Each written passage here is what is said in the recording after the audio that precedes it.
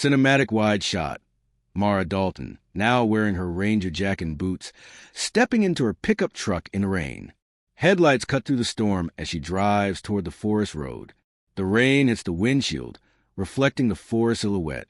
Dramatic atmosphere, natural color grading, real-life DSLR style with strong emotion and suspense.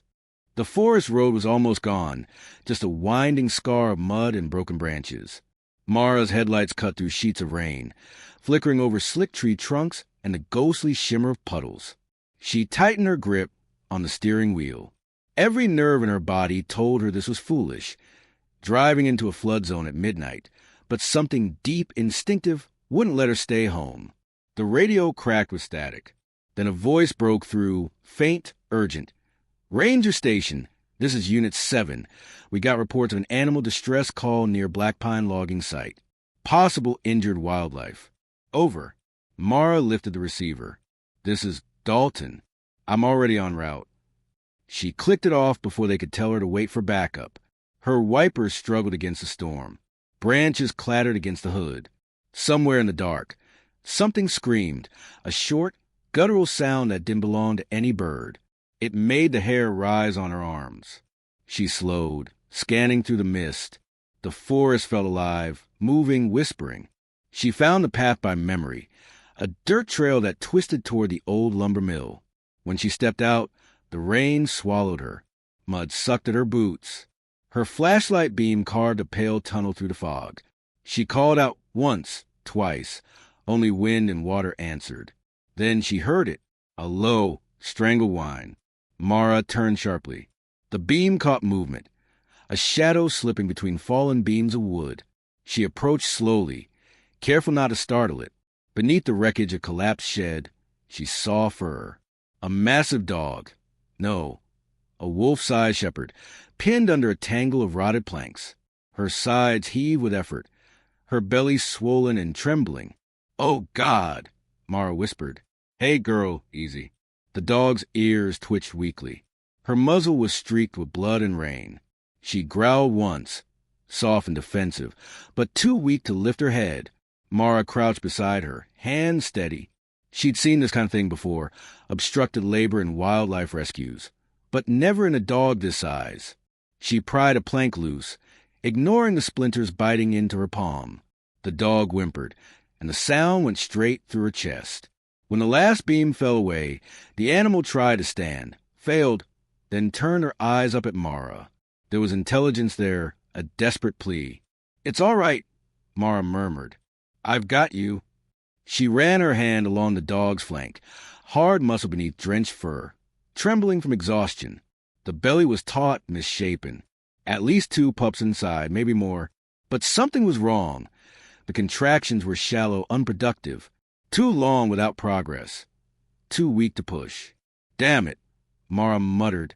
She glanced toward her truck, then back at the dog. Moving her could kill her.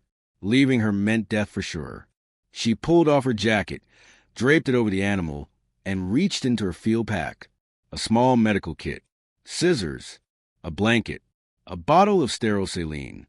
It wasn't enough, but it was all she had. The next hour passed in slow, brutal rhythm. Rain hammering the tin, thunder rolling like a drumbeat of dread. Mara stayed crouched beside the shepherd, whispering through every wave of pain. She had no idea if the dog understood, but it didn't matter. The voice, the tone, the touch. Sometimes that was all it took to keep something alive. "You're doing good, girl. Stay with me." The contractions grew weaker. The dog's eyes fluttered. Mara bit her lip hard enough to taste blood. She thought of calling for help again, but no one would reach them in time. Then, from the dark, movement. Mara froze. A figure stepped from the tree line, tall, soaked, wearing a hunter's jacket, a rifle slung over one shoulder. The man stopped at the edge of the clearing, half hidden in rain. "You shouldn't be here," he said, voice deep calm. "That dog isn't yours." Mara rose slightly, keeping her flashlight low. "Who are you?" He didn't answer. Instead, he knelt a few feet away, studying the shepherd. There was something strange in his expression, not cruelty, but familiarity. He reached out a hand toward the animal, then hesitated when it growled faintly. "She's mine," he said finally. Or she used to be. Mara frowned. You abandoned her? His jaw clenched. No, she ran. He said it like it meant something more than it sounded. Mara turned back to the shepherd, ignoring him. If she's yours, then help me. She's in labor, blocked. I need warm water, towels, anything sterile. The man exhaled, stepping closer. I know what she needs. He stripped off his jacket, pulled something from his pocket, a small hunting knife. Mara stiffened. He caught the look and raised a hand. Not for her, for the bindings. He cut through a length of cord tangled around the dog's hind leg, a snare half buried in mud. Mara hadn't even seen it. The dog flinched and whined, but the relief was immediate. Her breathing steadied, muscles relaxing. You did this, Mara demanded. He shook his head, rain dripping from his hair. Traps are everywhere out here now. Poachers, idiots with wire. I've been trying to clear them. Then why were you out here at midnight? He didn't answer. The shepherd let out a low cry. Another contraction, this one deeper. Mara knelt again, ready.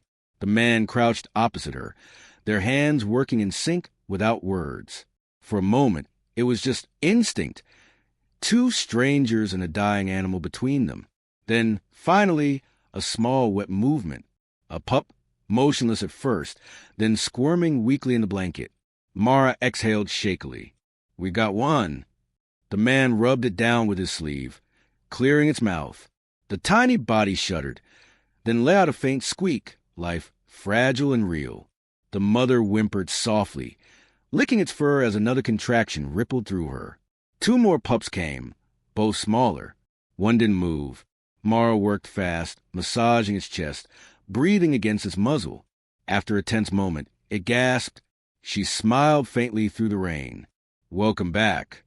When it was over, the mother lay still, spent but alive. The pups nestled close, tiny shadows against her belly. The man sat back, mud streaking his face, something unspoken behind his eyes. She's strong, Mara said quietly. He nodded, voice low. She always was. Lightning flashed, bright enough to show the scar running along his jaw, the glint of metal tags on his wrist. Military issue. K9 handler tags. Mara looked at him sharply. You're military? He didn't answer right away. Was. Until they told me to put her down. The words hung there, heavier than the storm. She failed a mission, he went on, staring at the ground. Got wounded. They said she was unstable, unpredictable, but she saved my life twice. I couldn't do it. So I ran with her. We hid here. But then she disappeared one night. Mara swallowed hard. And now you found her again in labor. He gave a bitter half-smile. Guess some things don't end the way you think. The rain softened to a drizzle. In the silence, the pup's tiny squeaks filled the air. Mara wrapped them tighter in her jacket. She needs rest, she said, and warmth. My cabin's not far. Help me get her to the truck. He hesitated. If you take her, they'll find out. Who? The one still looking for me. That stopped her. You're wanted? He met her eyes. You could say that. For a long moment, neither spoke. The forest felt smaller, tighter. Then Mara stood resolute. She's coming with me, she said. I don't care who's looking. He watched her, the kind of look that measured not just courage, but cost. Then he nodded slowly. All right, but you'll regret it. They lifted the shepherd together, carried her through the rain to the truck. As they drove back down the winding road, the forest swallowed the shed behind them, and in its shadows, something moved.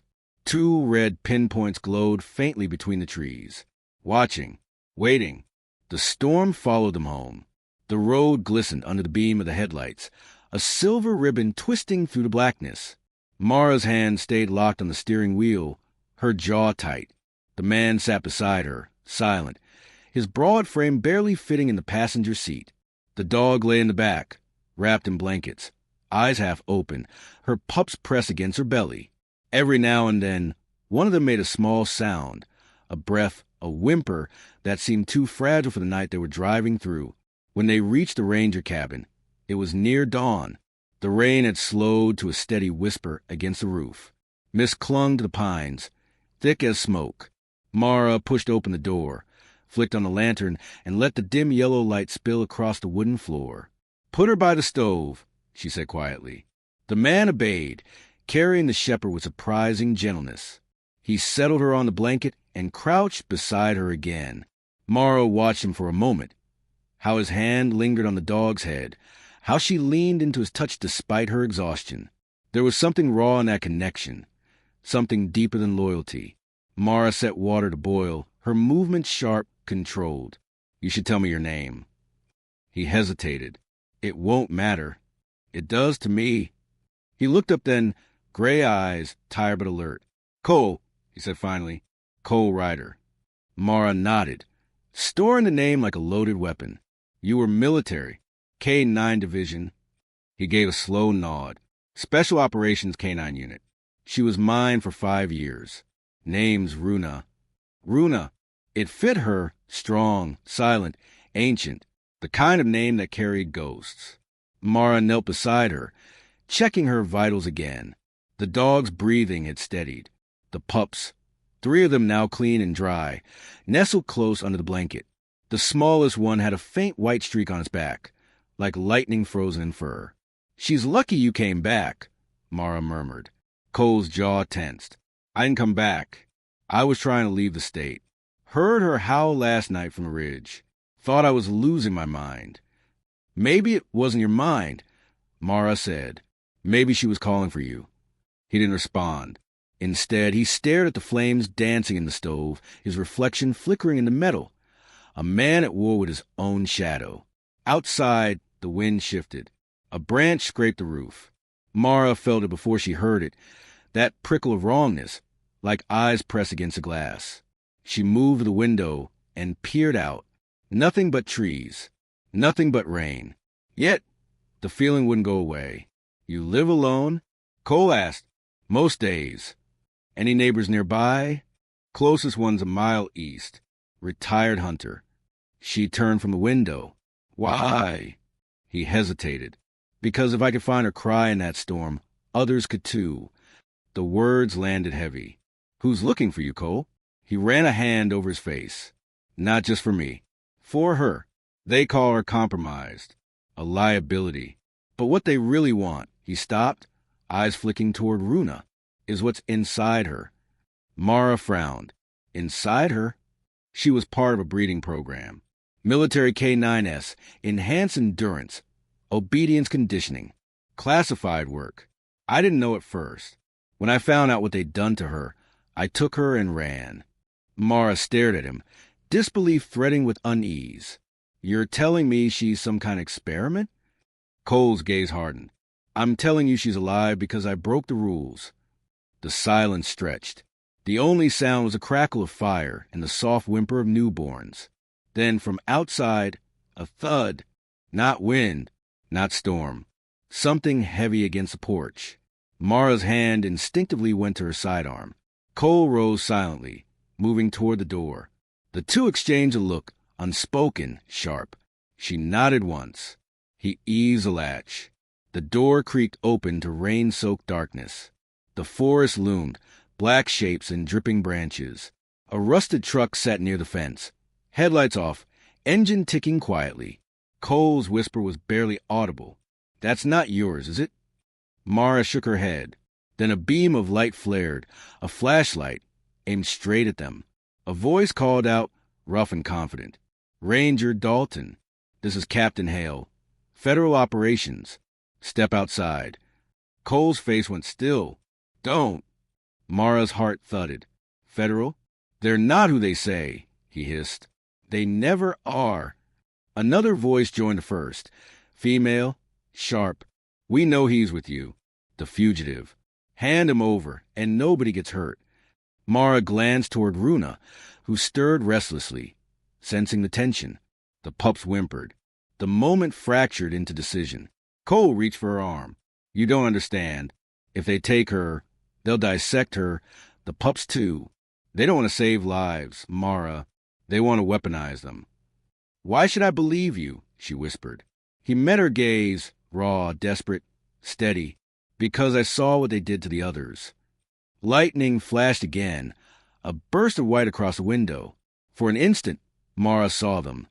3 figures moving through the trees, rifles slung low, rain glinting off their visors. Organized, silent, not rescue. Retrieval. She shut off the lantern. Darkness swallowed the cabin. "Back door," she breathed. Cole nodded, scooping up Runa gently. Mara grabbed her pack and the blanket of pups. They slipped out through the kitchen door, into the downpour. Mud squelched underfoot, the forest swallowing their sound. Behind them, the front door burst open, boots pounding wood, flashlights cutting through the gloom. Voices shouted orders. "Spread out. She can't be far." Mara led them downhill, through the narrow creek path. She knew these woods, every ridge, every hollow. The rain masked their trail, but the men were trained. They'd follow heat signatures soon. "Where's your truck?" she whispered. "Quarter mile north," Cole said. "Old service road." They moved quickly. The forest seemed to close in around them, every shadow holding breath.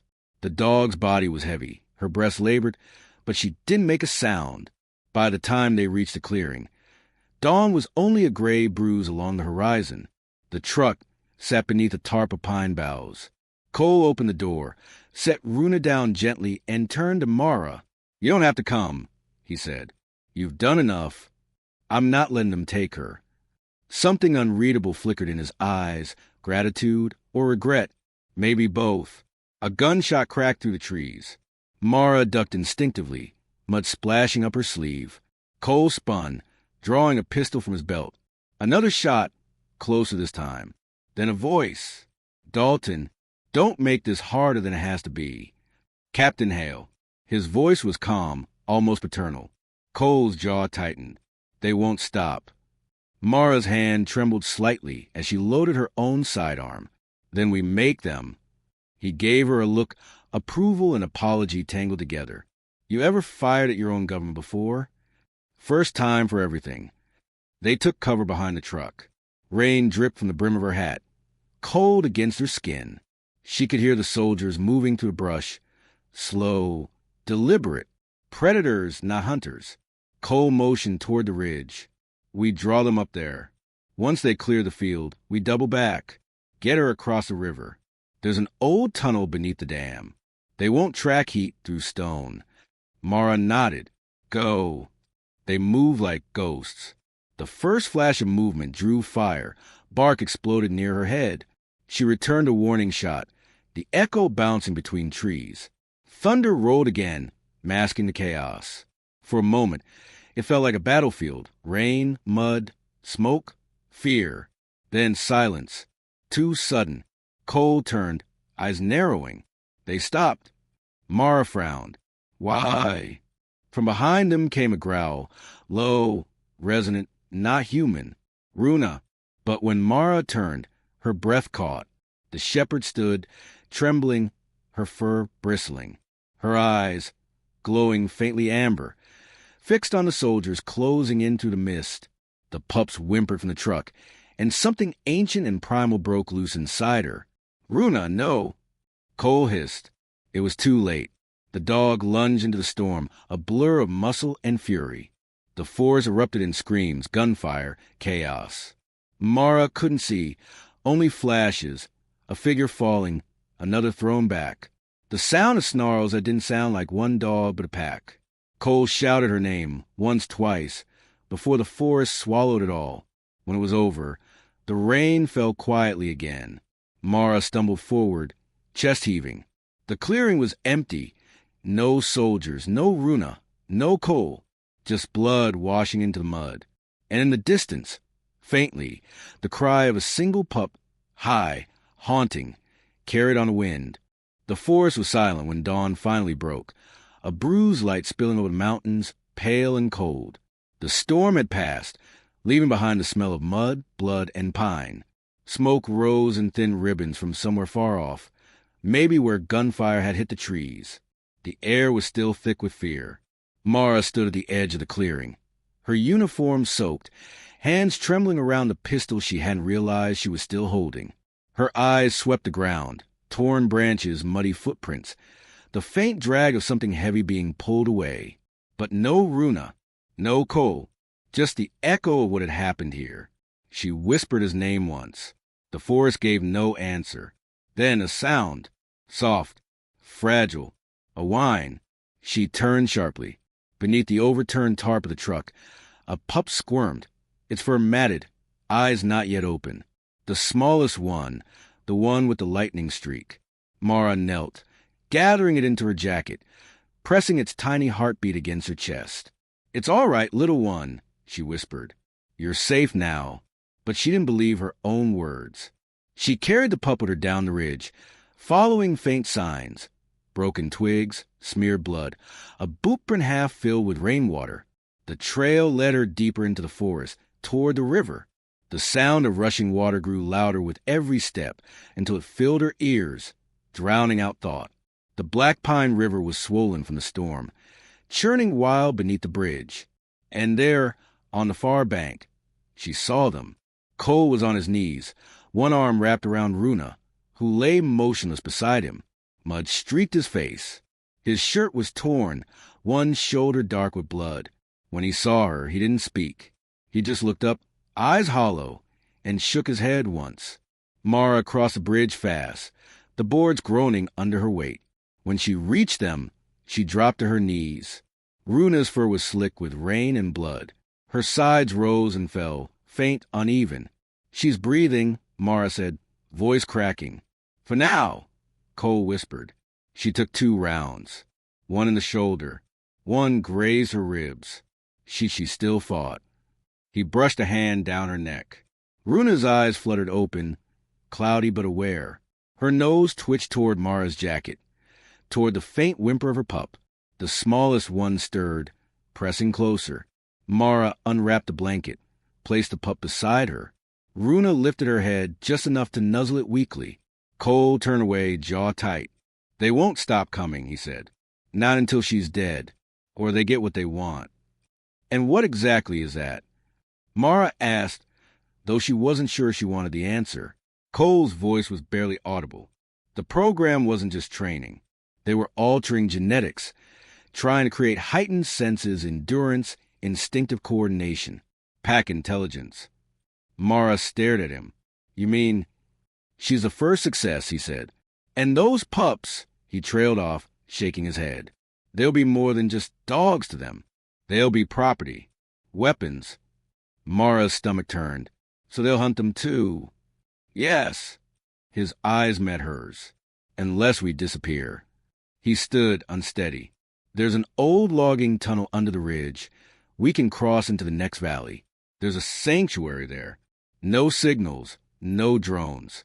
But we have to move now." Mara nodded. She gathered the pup again, wrapping it tight.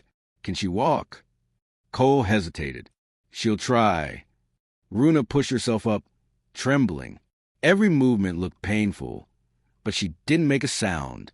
Her gaze met Cole's, trust and pain, both bound by something beyond words. Together, they made their way along the riverbank. The path narrowed into a rocky trail, where roots tore through the earth like bones. The forest seemed to watch, silent, ancient, indifferent. By midday, they reached the mouth of the tunnel, a black wound in the hillside. The old mining rails disappeared into darkness.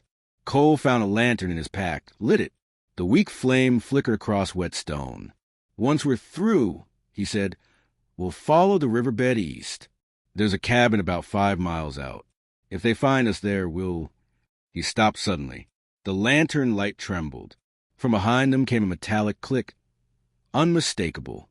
Mara froze. Cole turned slowly.